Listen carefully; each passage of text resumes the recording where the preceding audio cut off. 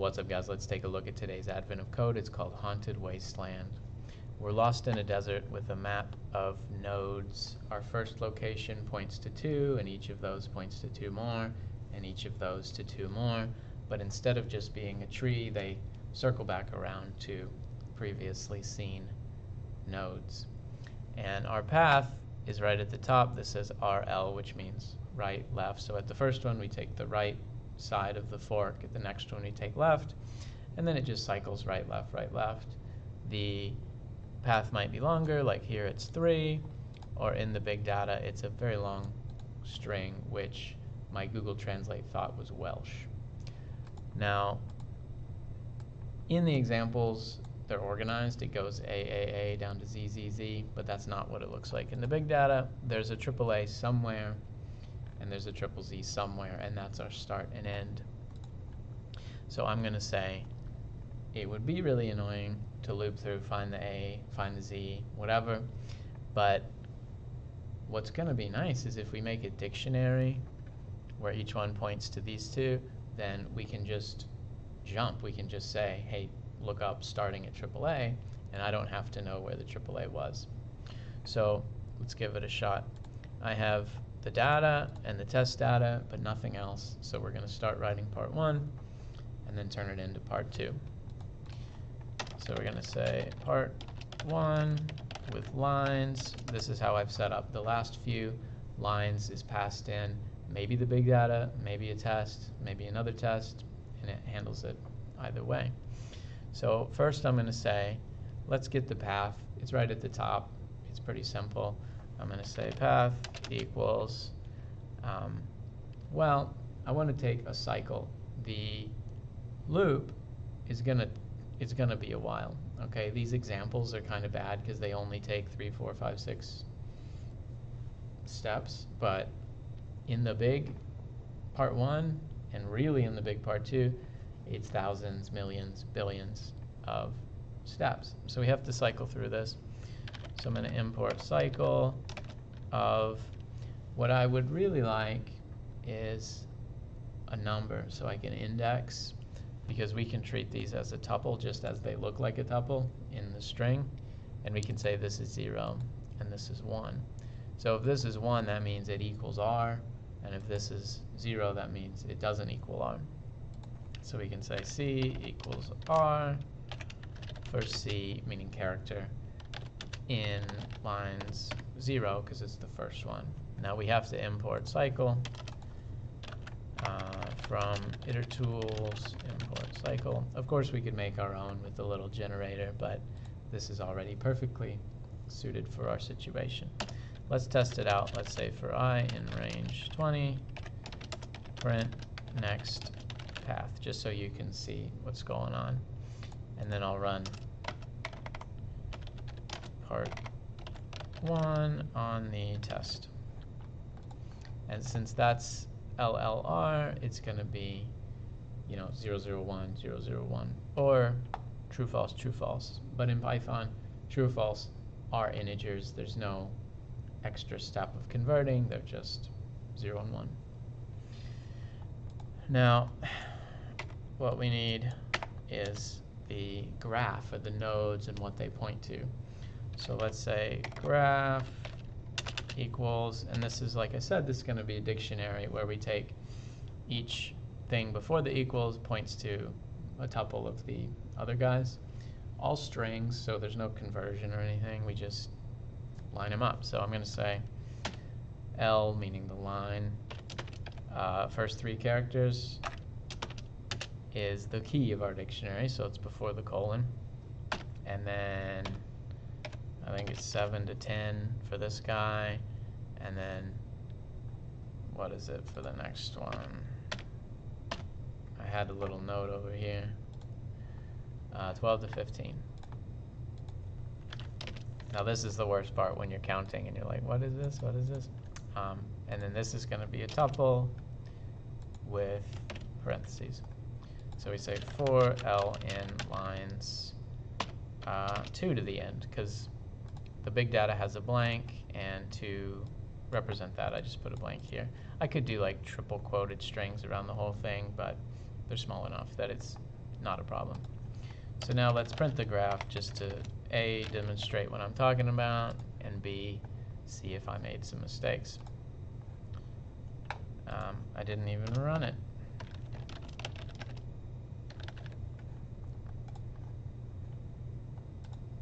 Okay, yeah, so AAA points to these, B points to these. Great. If we were to run this from beginning to end, we would see that A goes left, so B. And then we go left again, so we're back to A. But now we're right, so we go B, but now we're left and left and left and right. And if you did this, it would be 6 steps. That's what they tell us. And that's what they're asking for, is how many steps. So how do we do that? Well, we're going to say we need to keep track of where we are. And in part 1, we start at AAA, so that's easy enough. And then we say, while we're not ZZZ, then we do our thing. And so what do? We go node equals graph of current node, which gives us a tuple, and then we do it based on the, next path. So this is like, oh, well, there's an L coming up, so that's a 0 because it's false, and then we look up one of these tuples, and it's great because this already looks like what I'm imagining. And then we need to keep track of the steps, so let's say steps plus equal 1, and then we initialize, which apparently is very hard to type. And then we'll return steps. So let's run that on the test. It should be 6. Oh, but I'm not actually running it. And there we go. Now let's do it on the big data, which is a lot, because remember the cycle is long, and there's a zillion.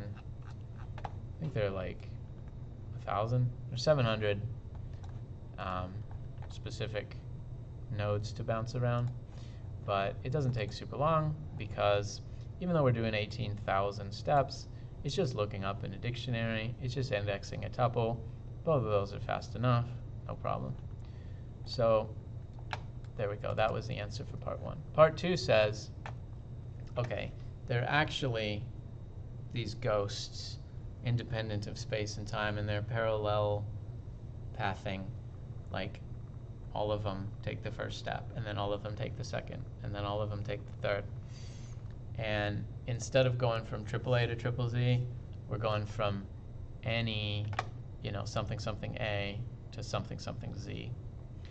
So our first step is to see, like, where are those beginning and end, or at least the beginning, because it would be different if it's like two of those. Well, that's one thing. If it's 100 of those, well, that's another. At a quick glance, I don't see that many blank blank A's, and I don't see that many blank blank Z's, so it's not a huge amount, but let's look it up. So let's say part 2, and of course it's gonna use a lot of the same stuff as part 1. We could copy paste, or we could like take this part and make it its own function, because that's, I think, what's gonna repeat. So we're gonna say, like, okay, the starts, I'm gonna call it starts, would be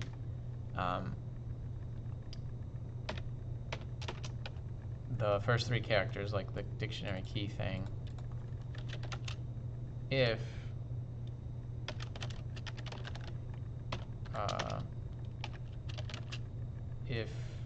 L2 Z, or no, A. So I think that's like saying if the third character is A, we take the first 3. And now let's see what those are. Okay. Or let's return, because I'm going to be printing stuff. So let's do part 2 on the test. And this should say the first one. I know it's AAA, but it's looking for the single A. Is it actually finding it? Yeah. How about test 2? This is a different thing they give us. I'm going to put it up here. It's not that helpful, though. We'll see. it finds the 11A and the 22A, and those are in fact the only ones in there. Okay, so those are our starting points. And our ending point, well, we don't really have to find those. We can just, while we're going through, just like we checked this, we can just check, are we at something with the Z, you know? If it turns out to be complicated and we have to keep track of ones we've already been to and whether we're in some kind of cycle, then that's different. But as of this point, let's see what our goal is. So we need to see if we're all starting at something A and we're all ending at something Z, when do they, when do the stars align? Because there will be some times when a couple guys are at something Z, but one isn't. Oh, and I was going to say, how many do we have total? Like, how many starting points leading to how many paths do we have in the big data? Let's see. Oh, it's not many at all. It's 6. So we have 6 ghosts going along, right? And so if it was 18,000, like our first guy went 18,000, well, we could just do that 6 times. Like, we could just have 6 ghosts going 18,000. But when I tried this, it was a lot more, because you have to go until the stars align, until they're all on a something Z, which hardly ever happens. It takes all day. What I wrote at first, and I'm not going to make you watch me type it, is to just do the thing from part 1, all of them at the same time, and every step you check to see if we're all at Z's. And I let that run into the millions and the billions, and it was not even close. It was still pretty fast, but I think it would have taken a few days to get to the actual number, because I put a pretty high number in here just as a test, and it told me that I was too low. So as you can see, the actual answer is a big boy.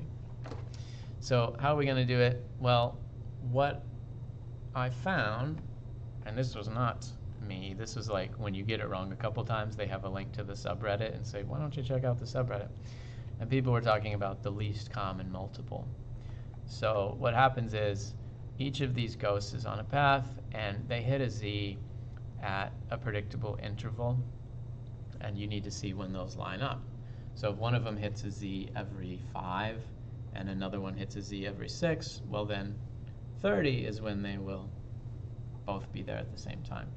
And if it was 5, 6, and a 7, then it would be some much bigger number, but they would still have that target where you know they're all going to sync up.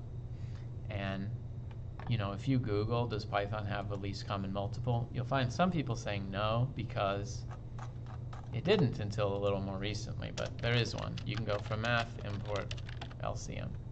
So LCM would give you like 30 if you put 5 and 6 or something. Okay. So what we're going to do is return LCM of something. That's just a reminder to myself. Okay, so what are we going to do here?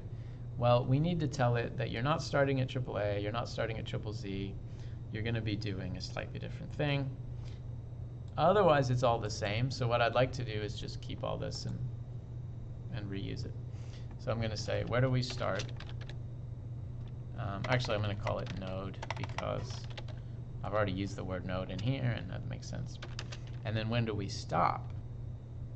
So I'm going to say, we'll call that until. That's like your condition, okay? So this is all the same, I think. This, we don't even need this anymore. We can delete this line because it's passed in.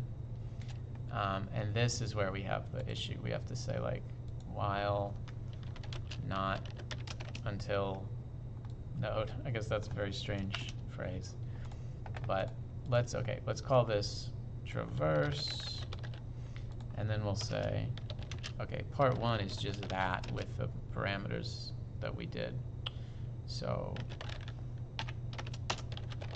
traverse of lines, and starting at AAA, and we're going until in for node is triple Z. Okay, so is this like our generalized version. Let's test that out, because I think I know what I'm doing. Yeah, 181.113. That was the answer for the first time. So now we can use this in part 2, and we just tell it, hey, you're starting at something A, and you're going until something Z, which is a bit easier, right? So we're going to go traverse lines start, right? We've already got the starts, so we don't need to like find those or anything. And then lambda in 2 equals Z, right? The second or the third thing equals Z. That's our like, I think some languages call that a predicate when you pass in some kind of Boolean function. It's the condition. It's the thing you're looking for to tell you when to start or when to stop. For start in starts. So for each one of these, which is only 6, then we do that thing. Is that good? Let's try it. Okay, so we have to star this. We have to like splat this open because the traverse thing through the starts is giving you a generator, which is like, hey, this is ready to go if you want it. You know, I'm a lazily evaluated iterator that's going to say, hey, I have this stuff, but I'm not a list. I'm not just holding it all in memory ready to go. But if you say star, then it will. Sometimes people say splat, sometimes people say unpack, that will like peel it open. I think that's all we need. Boom, and we get this huge answer. By the way, I'm not even testing it on the test because it's so unhelpful. It only goes a couple steps, and it doesn't really tell you that much. But what we need to do is take this massive thing, which is when we have all our ghosts go until they hit 1 once, then they stop, and then we find the least common multiple of all of those, which is a big boy number. If I had run these until they just all happened to be a something Z at the end, it would have taken probably days, maybe even longer. So that 9977, is that the right answer? Yes, it was. And this was nice because we only have a small amount of code, you know, especially with these helpers that we import, but mostly because I just looked it up. Like I just saw on the Reddit that, hey, you can use least common multiple. I wouldn't have thought of that because there's nothing specific direction-wise that says, oh, by the way, they're on cycles and you can trust where they start. It's not like a stagger where they have a couple and then the cycle starts.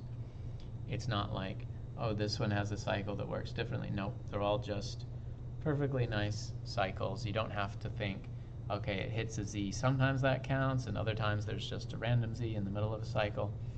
Nope, they're actually trustworthy, and that's cool, but it's also a little weird that they didn't tell us, I suppose. It's fine if it's a social thing and you're getting me clues from other people, which I did. Thanks.